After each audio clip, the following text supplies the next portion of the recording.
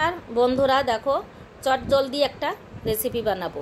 সকালবেলা বা সন্ধ্যার সময় বাচ্চারা বড়রা সবাই এই টিফিনটা খেতে পারে। অনেকে তো সন্ধ্যার সময় টিফিন খায়, আমরা যেমন সন্ধ্যার সময় টিফিন আমাদের না খেলেও হয় না, তাই আমরাও খাই।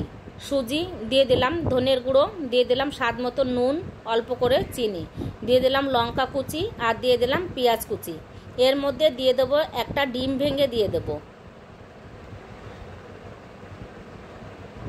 আর দিয়ে দেবো টক দই পরিমাণ মতন। এটাকে এবারে ভালো করে মেখে নেব। বন্ধুরা, এই টিফিন বাচ্চাদের খাইয়ে দেখো বা স্কুলে একটু টিফিনটা দিয়ে দেবে, ওরাও কিন্তু একটুখানি সস দিয়ে যদি দাও ওরা কিন্তু তৃপ্তি করে খাবে, আর অনেকক্ষণ ওদেরও পেটে থাকবে, আর খেতেও কিন্তু অসাধারণ লাগে। তোমরা একটু করে খেয়ে দেখো কেমন লাগে। দিয়ে দিলাম সাদা তেল। এবার ছোট ছোট বেশ মাঝারি আকারে করে আমি ভাজবো এটাকে। দেখো উল্টিয়ে দিচ্ছি। সস দিয়ে খেতে কিন্তু খুব ভালো লাগে, সস দিয়ে খাবে তাহলে কিন্তু দারুণ লাগবে খেতে।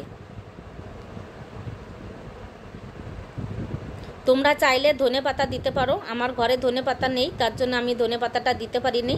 ধনে পাতা ছাড়াই আমি করেছি। দেখো কি সুন্দর ফুলেছে, খেতেও দারুণ লাগে। তোমরা বাড়িতে করে খেও। দেখো আমি খাচ্ছি। যদি ভালো লাগে একটা কমেন্ট সাবস্ক্রাইব করে দিও। টাটা, নমস্কার, তোমরা সবাই ভালো থেকো।